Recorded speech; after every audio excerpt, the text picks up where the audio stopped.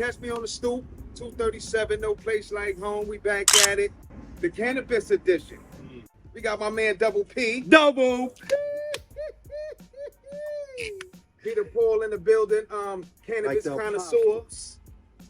Been in this business for what, 20 years? Over 20 years? Over 20? It's a long time. 22. 22. That's 22. Smoking. It's a lot of bud. That's a lot of bud. Also, we got Mr. Khari Edwards in the building. Okay. Huh? Yes. Peter, get into it. You said you was doing this for 22 years, so how you got started with this? So my little brother started growing weed, and I started trimming for him up in the Bronx, right off the Sheridan, in a big ass warehouse up there. And I remember the first time I didn't smoke weed, like at all. You know? So, but I remember seeing this grow room. This is 1999. At the time, it was high tech. It's high tech as it could be. And you know, this is before there was no grow store. There was no industry whatsoever. And I remember the door opening and all the lights being on. I'd never seen anything like it. I knew in that moment I was going to do that for the rest of my life, which is sad, right? But like, I was mesmerized. I couldn't believe what I saw. Yeah, I just couldn't believe what I was looking at. And plants everywhere. And then the money. You know, weed was $5,000 a pound back then. You know, when we would do the nutrients, we didn't even measure them. We would just a little dash of this, a little dash of that. But no one had seen indoor bud. We were growing, remember, blueberry, Holland's Hope, Durban Poison. That's all they had back there. Northern Light, Georgia. That's Georgia. That's the only strains they had back then. After a couple months of doing that, they started growing in Soho. So I started growing in Soho. We had a whole basement of a building.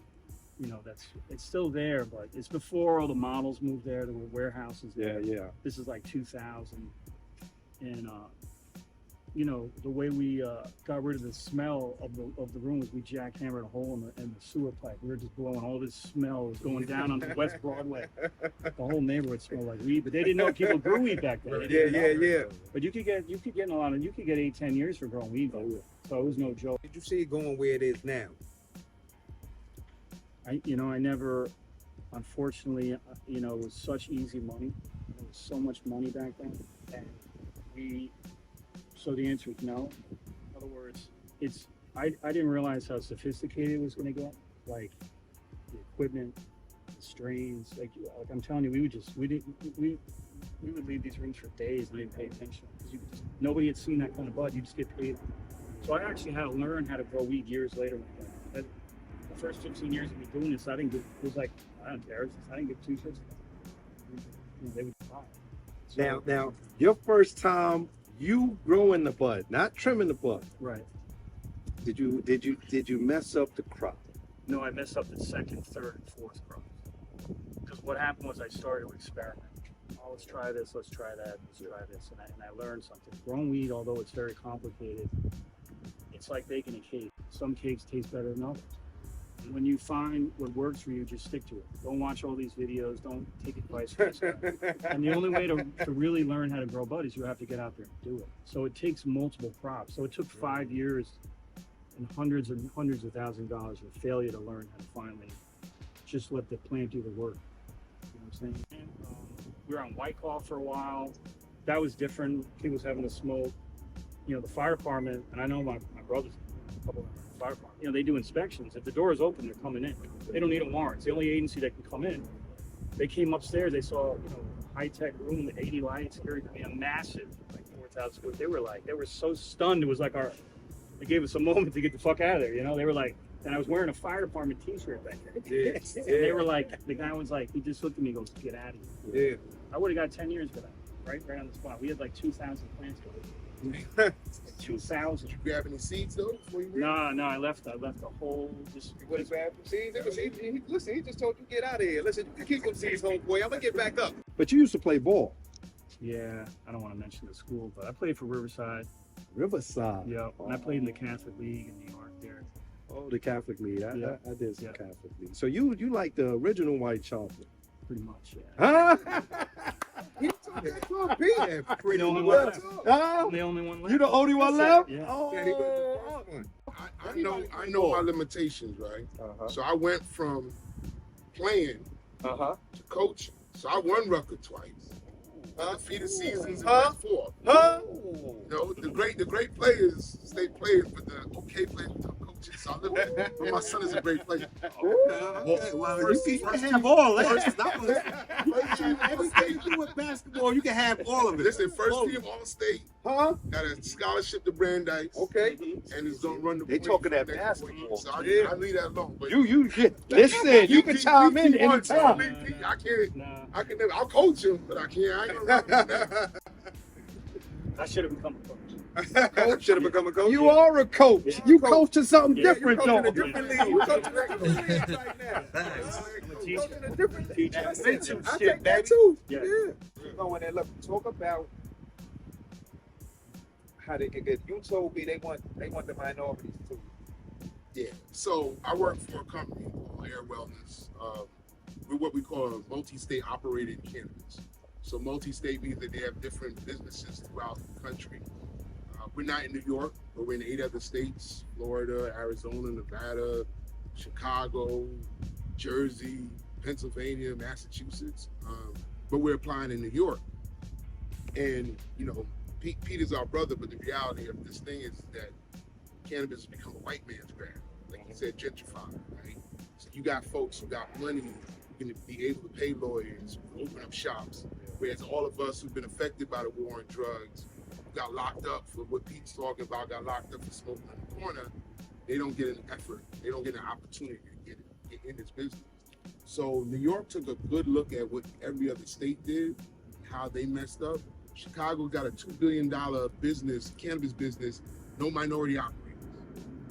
So what New York decided to do was, look, we'd rather forego profits and taxes to make sure our folks who've been affected by it, the grandmothers who had to kick the kids out of public housing, they get a chance to be a part of this game. And so, you know, kudos to the New York State legislators, all of the Office of Cannabis Management, the former Assemblywoman Tremaine Wright, representing here, she's the executive director of it, but she's the chairperson. She been going hard for years, too. Yeah. Tremaine been pushing it for years. Former small business owner, you know, Okay. so she understands it. So Okay. the way that they're opening this up is that if you can run a business, if you've been affected by the war on drugs, you getting first dibs. You know, if you're minorities who want to be able to have a chance in this billion-dollar industry, you get first dibs. Hold on. When you say you've been affected, when you say affected, you mean like if you if you was arrested or if you was in therapy, like what? So the game goes in a couple ways, right? So first, they're giving the first 150 licenses, right, to people who have been convicted or arrested for cannabis, but who's also run successful businesses. So say, you got pinched 10 years ago for being on the corner, but now this stoop thing has been going really well. They're saying, you know what, you know how to run a business. So if I put all of these billions in your hand, you're not gonna mess it up. Now there's some folks who've been affected by it.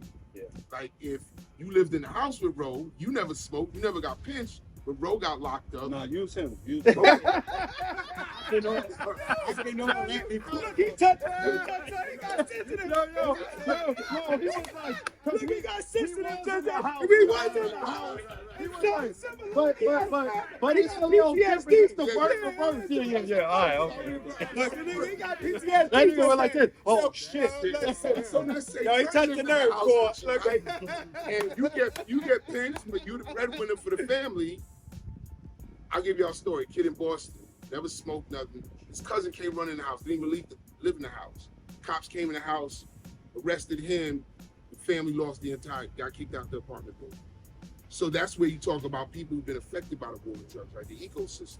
And so New Yorkers want to make sure that those folks get a chance to eat in this game. Because it's the same thing with liquor companies, the same thing with tobacco. Like, we don't get the chance to live in this game. And it's going to take a little harder, but so my role in my job is I do that all across the country. I come out, I do expungement events for brothers and sisters who've been locked up about it, get their stuff cleared up. That's deep. We do educational programs. We do accelerated programs. Like somebody like Pete, we would love to pay to come and talk to our applicants who want to grow. Because a lot of people be like, yo, I want a retail spot. I want a retail spot. Don't know real money is in getting good weed, right? Because any real smoker smokes good weed, not bad. And so my role is really just to do corporate and social responsibility in that game. But once I broke there, I'm the only black in my organization. Right? So we don't even have folks in leadership roles, and we have to kind of break that ceiling. Look, so you said they're giving us the first. You know, when you grow your weed, it's tested. If you have mold or any of that stuff that he's talking about, it's no good. You can't sell it. Now there's a whole game with that, because guys just, you know, they only bring like, they'll spray the whole room with pesticides, and they bring you the two plants that don't have pesticides on them. So, and another way around there's a metric system where they track every plant. You know, guys will go out and buy 200 pounds of hemp for $20 a pound, and tell the Cannabis Control Board, like, oh, we had to throw out our crop, and there it is over in the corner. But meanwhile, that 200 pounds, you know, has been shipped out to New Jersey. There's gonna be a lot of shenanigans with the weed. This weed thing is gonna take a number of years. It's complicated right now. Very complicated. So the retail end of it is really just the end of it. And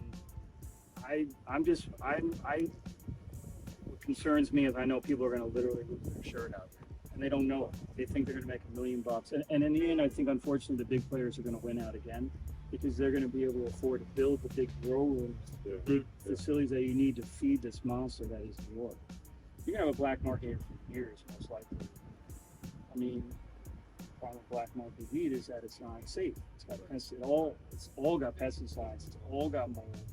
And when you smoke a joint, if you don't have white ash falling off and it tastes real nice, then there's all kinds of garbage. People don't understand. If you don't have white ash, That's school. That's schooling.